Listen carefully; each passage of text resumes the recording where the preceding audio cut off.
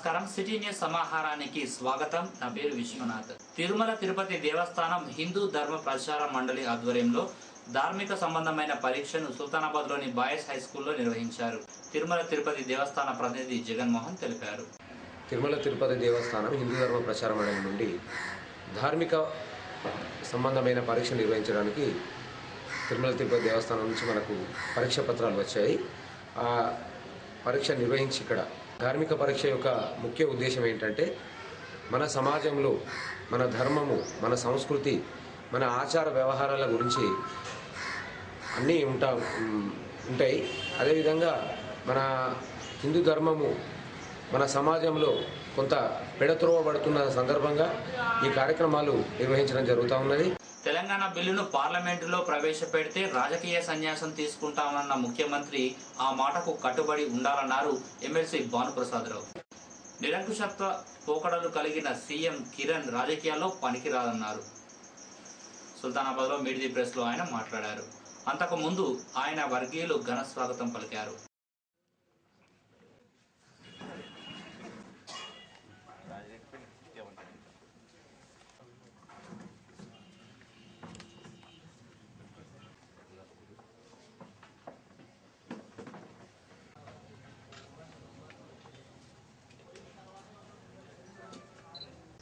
ముఖ్యమంత్రి గారు నిజంగా గతంలో ఆయనకు అన్నమాట మీద నిలబడే చరిత్ర లేకపోయినప్పటికీ కూడా కనీసం ఈ రోజైనా ఈ బిల్లును పార్లమెంట్లో పెట్టిన తర్వాత ఈ బిల్లుని యథాతథంగా పార్లమెంట్లో కనుక పెట్టినట్టయితే నేను రాజకీయ సన్యాసం తీసుకుంటానని చెప్పినటువంటి ముఖ్యమంత్రి గారు కనీసం ఈ మాటకైనా కట్టుబడి ఉండాలని నేను కోరుకుంటున్నాను. రాజకీయాలకి ఆయన తప్పుకోవడం వల్ల మాకేదో ఎవరికో అవకాశం వస్తుందనో లేకపోతే ఏదోనే కాదు, కానీ ఇటువంటి నిరంకుశత్వ పోకడలు కలిగినటువంటి వ్యక్తి రాజకీయాలకు పనికిరాడు అనేటువంటి ఉద్దేశంతో చెప్తున్నాను. అతను రేపు బిల్లు పెట్టగానే అతను రాజకీయాల నుంచి తప్పుకుంటే కనుక అది ఈ దేశ ప్రజాస్వామ్య వ్యవస్థకే ఒక మంచి శుభదినంగా మారుతుంది. తెలుగుదేశం పార్టీ అంతో ఇంతో ఇప్పుడు ఏదో కొనగూపిరితో ఉన్నటువంటి తెలుగుదేశం పార్టీ ఈ రోజుటికి కూడా ఆ పార్టీలో ఉన్నటువంటి నాయకులందరూ కూడా ఇంకా మరి ఏ ఆశతో అటువైపు చూస్తున్నారు, చంద్రబాబు నాయుడు గారి వైపు చూస్తున్నారో అర్థం అవ్వట్లేదు. కానీ తెలంగాణ ప్రజల్ని మోసం చేస్తూ తెలంగాణ ప్రజలకి ఆకాంక్షకు భిన్నంగా పనిచేస్తున్నటువంటి చంద్రబాబు నాయుడు గారి నేతృత్వంలో పనిచేయడం బాగాలేదని మాత్రం చెప్తూ వాళ్ళందరినీ కూడా తెలుగుదేశం పార్టీలో పనిచేస్తున్నటువంటి మిత్రులందరినీ కూడా తక్షణమే తెలంగాణ రాష్ట్రాన్ని ఏర్పాటు చేసినటువంటి కాంగ్రెస్ పార్టీలో కానీ లేకపోతే దానికి మద్దతు తగిన బీజేపీ కానీ ఇటువంటి పార్టీలో టీఆర్ఎస్కో ఇంకో పార్టీకో వెళ్ళిపోయింది, కానీ ఇంకా తెలుగుదేశం పార్టీలో ఉండడం భావ్యం కాదని కూడా చెప్పడం జరిగింది. ప్రతిపక్షంలో ఉన్న వాళ్ళు లేకపోతే అధికారంలో లేని వాళ్ళు పాదయాత్రలు చేసి ప్రజల కోరికలను తెలుసుకుని ప్రజల ఆకాంక్షలకు అనుగుణంగా పనిచేయడానికి పాదయాత్రలు చేసేటువంటి సందర్భం ఉంటుంది. కానీ అంటే రాష్ట్రంలో అధికారం అని కాదు, కానీ స్థానికంగా అధికారంలో ఉన్నటువంటి వ్యక్తులే పాదయాత్ర చేయటం అనేటువంటిది అరుదైనటువంటి అంశం. 5 సంవత్సరాలుగా అధికారంలో ఉన్నటువంటి సందర్భంలో ఇంకా ఇక్కడ మీకు కొత్తగా మీకు అర్థం కానిటువంటివో తెలియనటువంటివో సమస్యలు ఇంకా ఉండి ఉంటాయని నేను భావించడం లేదు. ఒకవేళ ఆ విధంగా ఇంకా మీకు అర్థం కానిటువంటి సమస్యలు ఉంటే అది భావ్యం కూడా కాదండి. సుల్తానాబాద్ సింగిల్ విండో పాలకవర్గం బాధ్యతలు చేపట్టి ఏడాది పూర్తయిన సందర్భంగా మీట్ ది ప్రెస్ లో విండో చైర్మన్ శ్రీగిరి శ్రీనివాస్, డైరెక్టర్లు, సిబ్బంది పాల్గొన్నారు.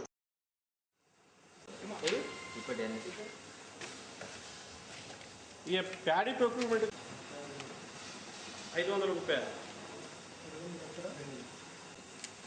అదొకటి. నువ్వు రానున్న సంవత్సరాలు సక్సెస్ అయితే రైతు ఏదన్నా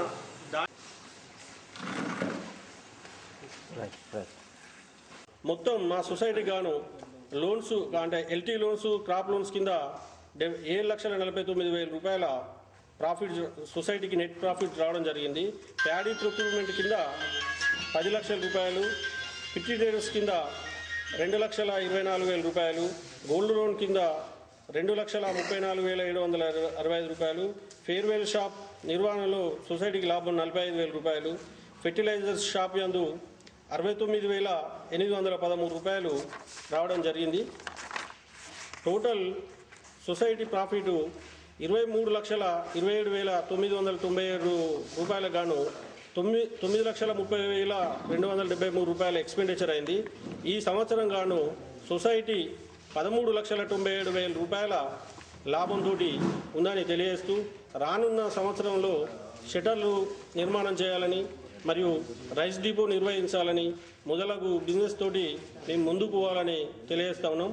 అదేవిధంగా జిల్లా కేడీసీసీ చైర్మన్ గారు మరియు వారి పాలకవర్గం సొసైటీల నిర్వహణలో మాకు ఎంతో తోడ్పడుతూ మా సొసైటీలను ఆర్థిక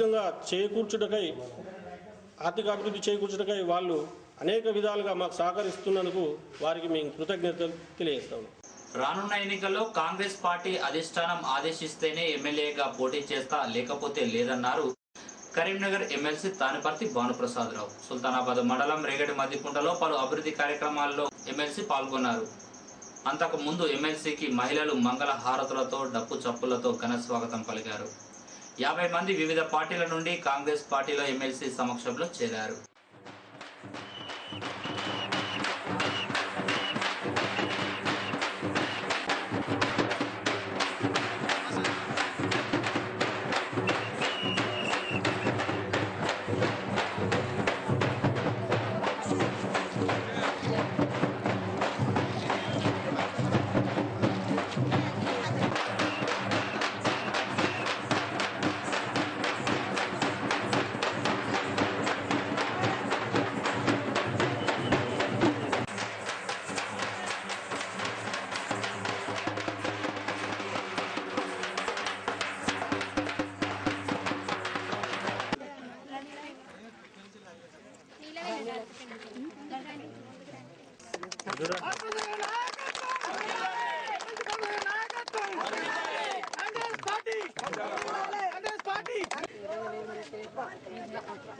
పెద్దపల్లి కాన్ఫరెన్స్ పెద్దపల్లి సుల్తానాబాదు సత్కరించాలి.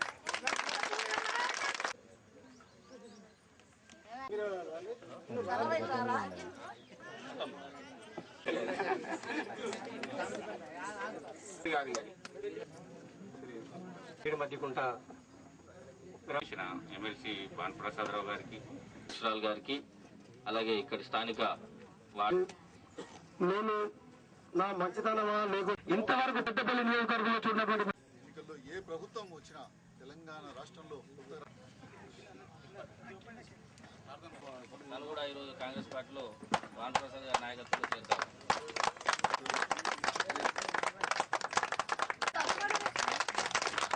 వినోద్ కుమార్, సతీష్, నిషా, అలాగే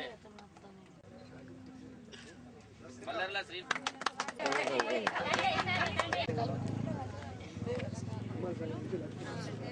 అమ్మాలి సంఘం నుంచి లక్ష్మయ్య గారిని పార్టీలోనికి ఆహ్వానిస్తున్నారు. కనకం దేవమ్మ గారిని సార్ ఆధ్వర్యంలో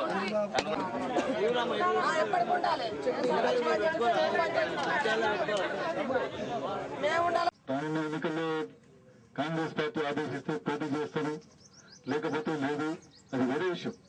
కానీ పోటీ చేసినా చేయకపోయినా నేను ఇంకొక సంవత్సరంన్నర పాటు ఇంకా ఎమ్మెల్సీగా ఉంటాను. ఈ 2 లక్షల రూపాయలతో ఈ బిల్డింగ్ పూర్తి చేయడం కష్టం. కాబట్టి దీనికి సంబంధించినటువంటి మీరు 2 లక్షల రూపాయలు అయితే ఖర్చు పెట్టండి, అయితే కంప్లీట్ చేయండి. దానికి కావాల్సినటువంటి మిగిలిన డబ్బులు కూడా తప్పకుండా ఎంత కావాలంటే దానికి కావాల్సిన డబ్బులు కూడా నేను ఇస్తానని చెప్తున్నాను. ఈ 6 మండలాల్లో నుంచి 6 గ్రామాలని సెలెక్ట్ చేసి ఎన్నికలు అయిపోయిన తర్వాత 6 మండలాల్లో ఒక్కొక్క గ్రామానికి 10 మంది మహిళలు చొప్పున దేశంలో కొన్ని ప్రాంతాలను చూపెట్టి అక్కడ మహిళలు ఏ విధంగా పనిచేస్తున్నారు, వాళ్ళు ఏ విధంగా లాభం పొందుతున్నారు అనేటువంటిది వీళ్ళని తీసుకుపోయి చూపెట్టి వీళ్ళకి ట్రైనింగ్ ఇప్పించి వాళ్ళని తీసుకొచ్చి మళ్ళీ ఇక్కడ ఆ రకమైనటువంటి వృత్తిలోకి స్టార్ట్ చేపించి వాళ్ళకి లాభాల్లోకి తీసుకుపోయేటువంటి ప్రయత్నం ఇది నా సొంత డబ్బులతో చేశాను. ఇది పూర్తిగా నా సొంత డబ్బులతో ఖర్చు పెట్టి ఈ 10 మందిని సెలెక్ట్ చేసి తీసుకుపోయి ట్రైనింగ్ వచ్చి ఇక్కడ చేస్తాం. ఈ 10 మంది వచ్చినటువంటి వాళ్ళు ఇక్కడ ఉన్నటువంటి మిగిలిన వాళ్ళందరికీ కూడా దాన్ని ట్రైన్ చేయాలి. ఆ విషయాన్ని మీరు అక్కడ నేర్చుకుని వచ్చినటువంటి అంశాన్ని ఇక్కడ చెప్పాల్సినటువంటి అవసరం ఉంటుంది, వాళ్ళందరినీ కూడా ట్రైన్ చేయాల్సినటువంటి అవసరం. వ్యాపారంలో నేర్చుకున్నటువంటి ప్రతి మెలకుని ప్రతి ఒక్కటిని మీకు అండగా ఉంటూ మీతో చేపించేటువంటి ప్రయత్నం చేస్తాను కూడా. నాకు ఇక్కడే భూములు ఉన్నాయి, ఇక్కడే ఆస్తులు ఉన్నాయి. నేను కూడా నా ప్రాంతాన్ని కూడా ఒక సస్యశ్యామలమైనటువంటిది ఒక గోదావరి జిల్లా లాగానో ఒక కృష్ణా జిల్లా లాగానో చేసుకోవాలనేటువంటి లక్ష్యం ఉద్దేశం ఉన్నది కాబట్టి ఇక్కడ పనిచేయడానికి వచ్చిన వాళ్ళలాగా పని చేస్తున్నా మనం కూడా తప్పగాలనేటువంటి ఇదిలో చూపెడదాం. విద్యుత్ కోతలను ఎత్తివేయాలని డిమాండ్ చేస్తూ విద్యార్థి జేఏసీ ఆధ్వర్యంలో సుగ్లాంపల్లి సబ్ స్టేషన్ ముందు ఆందోళన చేశారు. రాత్రిపూట అప్రకటిత విద్యుత్ కోతలను ఎత్తివేయాలని నినాదాలు చేశారు. కోతలను ఎత్తివేయకపోతే విద్యుత్ కార్యాలయాన్ని ముట్టడిస్తామని హెచ్చరించింది విద్యార్థి జేఏసీ.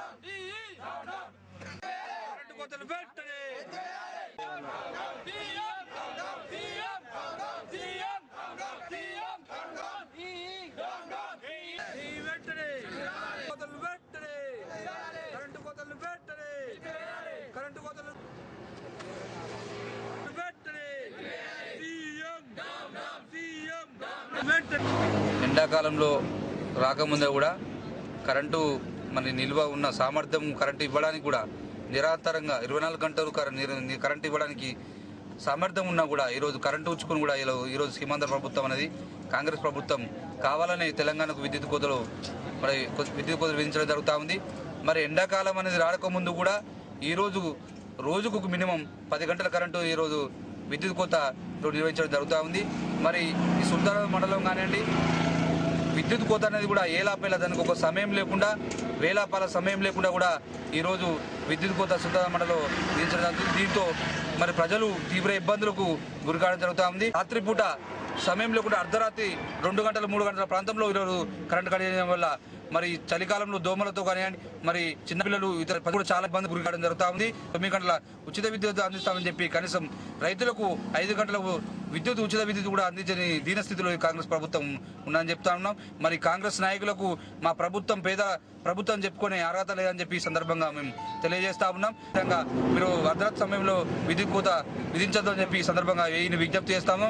లేకపోతే ఇక నుంచి కూడా అర్ధరాత్రి వేళల్లో కరెంటు ఇట్లా కోత విధిస్తే ఏ కార్యాలయం ముట్టడానికి కూడా మేము సిద్ధంగా ఉన్నామని చెప్పి ఇవే బులెటిన్ విశేషాలు. మరో బులెటిన్లో మళ్ళీ కలుసుకుందాం. నమస్కారం.